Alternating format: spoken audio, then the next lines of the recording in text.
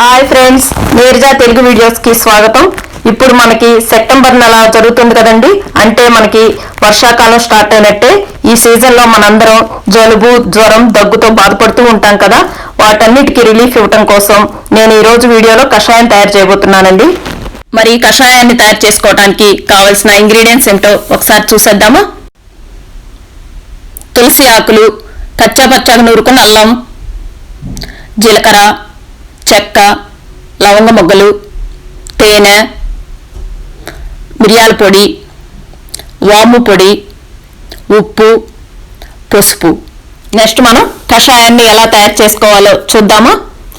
Stove on చేసుకొని ఒక బౌల్లో 2 గ్లాసులు వాటర్ తీసుకుందాం. ఈ వాటర్లో 1 స్పూను జీలకర్రను వేసుకుందాం. ఈ జీలకర్ర వాడటం వల్ల మనకి ఆకలి పెరిగి పొట్టలో ఏమైనా నులిపురుగులు ఉంటే వాటిని కూడా బాగా కంట్రోల్ చేస్తుంది. నెక్స్ట్ మనం చెక్క వేసుకుందాం. ఈ చెక్క మన శరీరానికి ఒక మంచి మెడిసిన్ లా ఉపయోగపడుతుందండి. దీనిలో ఏ, సి, డి విటమిన్స్ ఉంటాయి. అంతేకాకుండా మన శరీరంలో ఉన్న బ్యాడ్ కొలెస్ట్రాల్ కూడా కంట్రోల్ చేస్తుంది. నెక్స్ట్ నేను లవంగ మొగ్గలు యాడ్ చేసుకుంటున్నానండి. మీకు గుర్తుందా, మన చిన్నప్పుడు మనకి ఏదన్నా జలుబు గాని దగ్గు గాని వస్తే మన పెద్దవాళ్ళు బొగ్గున ఒక లవంగ మొగ్గ పెట్టుకోండి, అదే తగ్గిపోతుంది అని చెప్పేవాళ్ళు కదా. అంతేకాకుండా ఇది మన నోటి నుంచి వచ్చే దుర్వాసనను కూడా తగ్గిస్తుందండి. నెక్స్ట్ నేను చిన్న ముక్కలుగా కట్ చేసుకున్న అల్లాన్ని వేసుకుంటున్నాను. ఈ అల్లం పొడి దగ్గుతో బాధపడే వాళ్ళకి, జలుబు చేసిన వాళ్ళకి, ఆయాసం ఉన్న వాళ్ళకి చాలా ఉపయోగపడుతుందండి. అందుకే మన ఆయుర్వేదిక్ మెడిసిన్ లో అల్లాన్ని బాగా ఎక్కువగా వాడుతూ ఉంటారు. నెక్స్ట్ ఈ నెలల్లో నేను మిరియాల పొడి వేసుకుంటున్నానండి. ఈ పొడిలో విటమిన్ ఏ, సి, డి ఉండి బాగా జలుబు తగ్గటానికి, జ్వరం తగ్గటానికి బాగా ఉపయోగపడుతుందండి. ఈ విషయం మన లేడీస్ కి బాగా తెలుసు కదా. మనకి ఇంట్లో ఎవరైనా కొంచెం సిక్ అయ్యారంటే మనం రసం పెట్టి దానిలో బాగా చక్కగా మిరియాల పొడి వేసి పెడతాం కదా. ఇప్పుడున్న ప్రస్తుత పరిస్థితుల్లో కరోనాకు కూడా మిరియాల రసం చాలా ఉపయోగపడుతుందని చెప్తున్నారు కదండి. నెక్స్ట్ నేను 1 స్పూన్ వాము పొడిని యాడ్ చేసుకుంటున్నానండి. మనం తిన్న ఆహారం సరిగా అరగకపోయినా, ఫ్రీ మోషన్ కాకపోయినా ఈ వాముని యూజ్ చేసామంటే మనకు మంచి రిజల్ట్ కనిపిస్తుందండి. నెక్స్ట్ నేను ఈ కషాయంలో తులసి ఆకులను వేసుకుంటున్నానండి. ఒక తులసి చెట్టు మన ఇంట్లో ఉంటే ఒక డాక్టర్ మన ఇంట్లో ఉన్నట్టే లెక్కండి. ఇలా నేను ఎందుకు చెప్తున్నానంటే ఈ తులసి ఆకుల వలన చాలా బెనిఫిట్స్ ఉంటాయండి.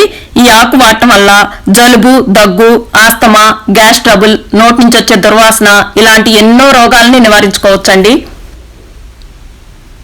నెక్స్ట్ 1/2 స్పూన్ పసుపుని నేను ఈ కషాయంలో యాడ్ చేస్తున్నానండి. మనందరికీ తెలుసు కదా, పసుపు నేచురల్ యాంటీబయాటిక్ గా పనిచేస్తుందని. మన ఒంటి పైన ఎక్కడైనా చిన్న గాయమైనా మనం వెంటనే పసుపు అప్లై చేస్తాం కదా. అలాగే శరీరం లోపల వచ్చే జలుబు, దగ్గు, జ్వరం ఇటువంటి వాటిని తగ్గించడంలో కూడా పసుపు మెయిన్ పాత్ర వహిస్తుందండి. అందుకే ఈ పసుపుని మనం రెగ్యులర్ గా చేసుకునే కూరల్లో వాడామంటే జలుబు, దగ్గు నుంచి చాలా ఉపశమనం లభిస్తుందండి. నెక్స్ట్ నేను ఈ కషాయంలో చప్పదనం పోవటం కోసం 1/4 స్పూన్ సాల్ట్ వేసుకుంటున్నాను. ఇప్పుడు వీటన్నిటిని బాగా కలుపుకొని వాటర్ని బాగా మరిగించుకోవాలండి. అలా మరిగించుకున్నప్పుడే మనకి ఈ ఆకుల్లో, ఈ మసాలాల్లో ఉన్న రసం అంతా వాటర్లోకి దిగుతుంది. చూసారా, మనం 2 కప్పులు పోసుకున్న వాటర్ ఇలా 1.5 కప్పు అవ్వాలండి. ఇప్పుడు కషాయం రెడీ అయిపోయిందండి. ఇప్పుడు దీన్ని మనం ఒక గ్లాసులోకి వడకట్టుకుందాం. ఇలా ఒక స్టైనర్ తీసుకొని కషాయాన్ని వడకట్టుకుందాం. ఈ కషాయాన్ని మనం కాఫీ, టీ తాగినట్లు అలా వేడివేడిగా సిప్ చేస్తూ తాగాలండి. అప్పుడే మనకి గొంతులో ఉన్న కళ్ళ గాని, జలుబు గాని అవి తగ్గుతాయి.